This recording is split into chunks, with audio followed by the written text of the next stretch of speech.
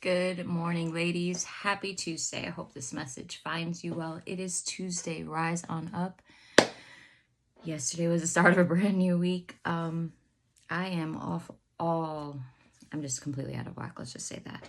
And yeah, I've been up since 4 o'clock in the morning. Don't know why.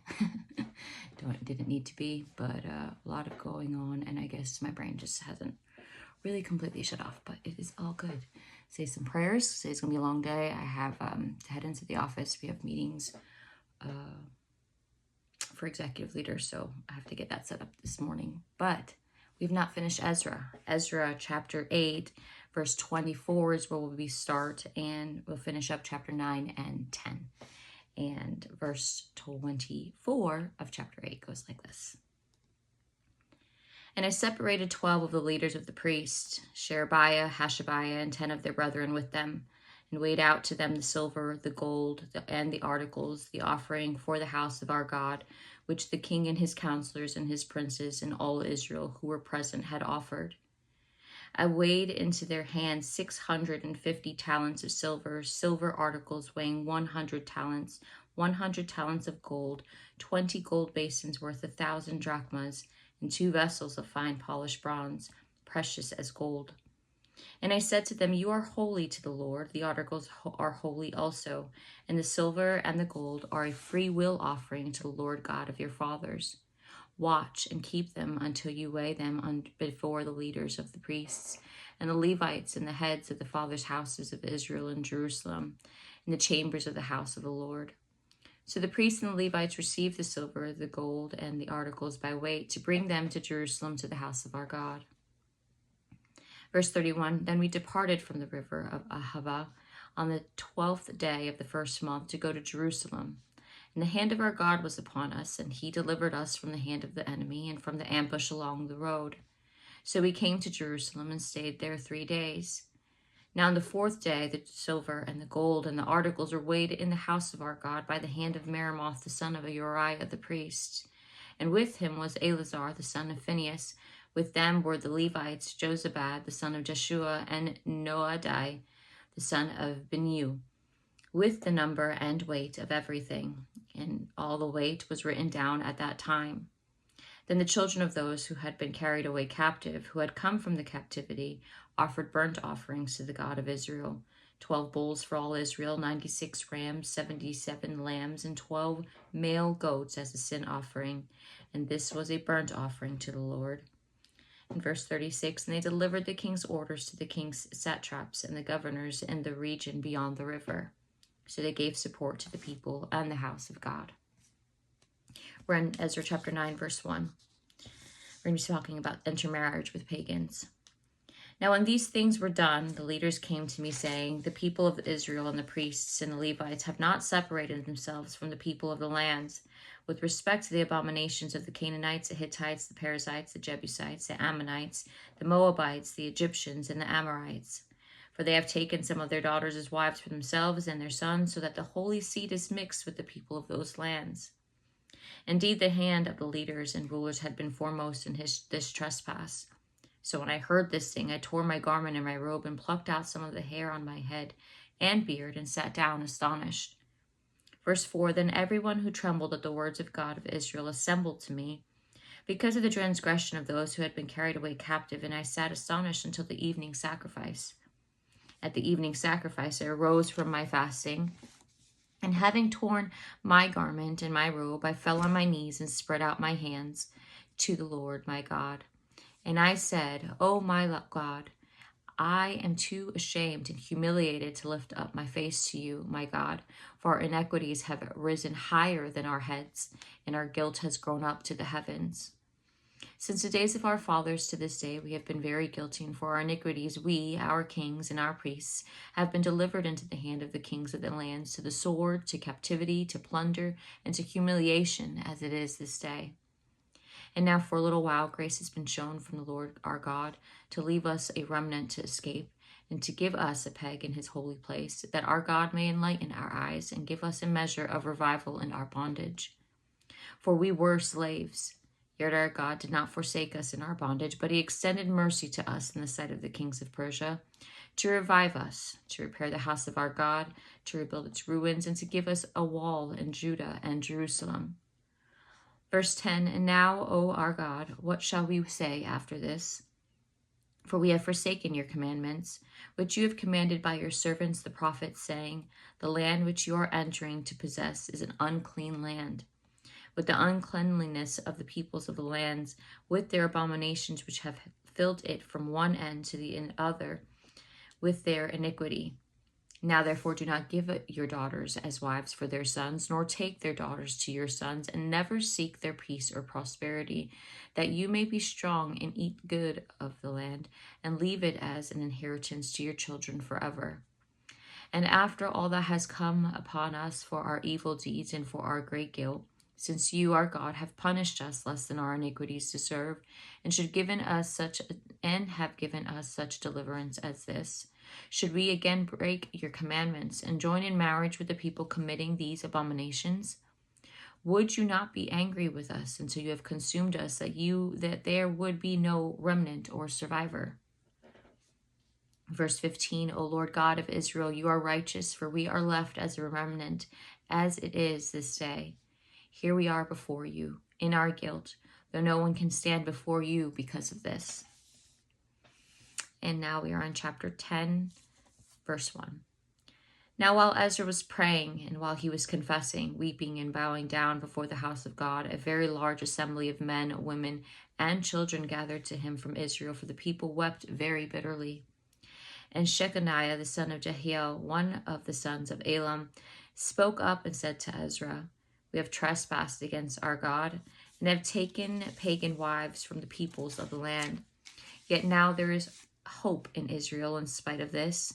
Now therefore let us make covenant with our God, to put away all these wives and those who have been born to them, according to the advice of my master, and those who tremble at the commandment of our God. And let it be done according to the law. Arise, for this matter is your responsibility. We also are with you. Be of good courage and do it. Then Ezra arose and made the leaders of the priests, the Levites, and all Israel swear an oath that they should do according to this word. So they swore an oath. Then Ezra rose up from before the house of God and went into the chamber of Jehohanan, the son of Elishib. And when he came there, he ate no bread and drank no water, for he mourned because of the guilt of those from captivity. And they issued a proclamation throughout Judah and Jerusalem to all the descendants of the captivity, that they may gather at Jerusalem, and that whoever would not come within 3 days, according to the instructions of the leaders and elders, all his property would be confiscated, and he himself would be separated from the assembly of those from the captivity. So all the men of Judah and Benjamin gathered at Jerusalem within 3 days. It was the 9th month, on the 20th of the month, and all the people sat in the open square of the house of God, trembling because of this matter and because of heavy rain. Verse 10, then Ezra the priest stood up and said to them, you have transgressed and have taken pagan wives, adding to the guilt of Israel. Now therefore make confession to the Lord God of your fathers, and do his will. Separate yourselves from the peoples of the land and from the pagan wives. Then all the assembly answered and said with a loud voice, yes, as you have said, so we must do. But there are many people, it is the season for heavy rain, and we are not able to stand outside. Nor is this the work of the 1 or 2 days, for there are many of us who have transgressed in this matter. Please let the leaders of our entire assembly stand, and let all those in our cities who have taken pagan wives come at appointed times, together with the elders and the judges of their cities, until the fierce wrath of our God is turned away from us in this manner. Only Jonathan, the son of Asahel, and Jahaziah, the son of Tikvah, opposed this, and Meshullam and Shabbathai, the Levite, gave them support. Then the descendants of the captivity did so, and Ezra the priest, with certain heads of the fathers' households, were set apart by the fathers' households, each of them by name. And they sat down on the first day of the 20th month to examine the matter. By the first day of the first month, they finished questioning all the men who had taken pagan wives. Verse 18, and among the sons of the priests who had taken pagan wives, The following were found of the sons of Jeshua, the son of Jehozadak, and his brothers: Messiah, Messiah, Eleazar, Jerub, and Gedaliah. And they gave their promise that they would put away their wives, and being guilty, they presented a ram of the flock as a trespass offering. Also of the sons of Emer, Hanani, and Zebediah; of the sons of Hiram, Messiah, Elijah, Shemai, Jehiel, and Uzziah; of the sons of Pashur, Elionai, wow, that's a very popular name, Messiah, Ishmael, Nathaniel, Jozabad, and Elisai. Verse 23, also of the Levites, Jozabad, Shimi, Kelaliah, the same as Kelita, Pethadiah, Judah, and Eleazar. Also of the singers, Elishib, and of the gatekeepers, Shalom, Telem, and Uri. And others of Israel, of the sons of Parosh, they are Ramai, Jezai, Malchi, Mijam, Eleazar, Malchijah, and Benaiah. Of the sons of Elam, Mattaniah, Zechariah, Jehiel, Abdi, Jeremoth, and Eliah. Of the sons of Zatu, Elonai, Eliashib, Mattaniah, Jeremoth, Zabad, and Aziza. Of the sons of Bebai, Johanan, Hanani, Zabai, and Athli. Of the sons of Bani, Meshulam, Melech, Adiah, Shishub, Sheo, and Ramoth. And of the sons of Pahath Moab, Adnah, Chiliel, Benai, Masiah, Mattaniah, Bezalel, Binu, and Manasseh.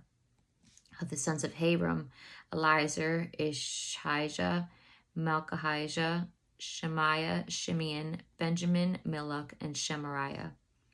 Verse 33, of the sons of Heshem, Mattaniah, Mattah, Zabad, Eliphat, Jeremiah, Manasseh, and Shimei. Of the sons of Bani, Madai, Amram, Yoel, Benai, Bedadiah, Shelah, Benai, Meremoth, Elishib, Mattaniah, Mattanai, and Jasei. Verse 38, Bani, Binu, Shimei, Shilamai, Nathan, Adiah, Macnedabai, Sheshiah, Shariah, Azarel, Shalamai, Shemariah, Shalom, Amariah, and Joseph. Of the sons of Nebu, Jeliel, Mattithiah, Zabad, Zebina, Jedai, Joel, and Benani. Verse 44, all these had taken pagan wives, and some of them had wives by whom they had children. Now, just so you know, the Christian is not to leave an unbelieving spouse, but rather to live in a manner that may win that spouse to the faith. At that time, the Bible warns that the believer not to enter marriage with an unbeliever for the reasons that the Jews were not to do so, because it can weaken the faith of the believer. What is valuable and essential to a believer cannot be shared with the unbelieving spouse.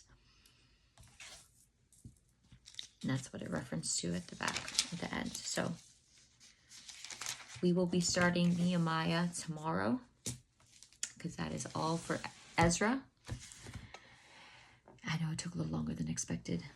It's been a very, very busy season. Lots of things, all good things, just a lot of work. But you gotta sow seed in order to reap the harvest, so it is all good. However, we're gonna have an awesome day. Stay blessed. If you need prayer or would like to chat about today's Bible study, hop on over to Instagram or Facebook.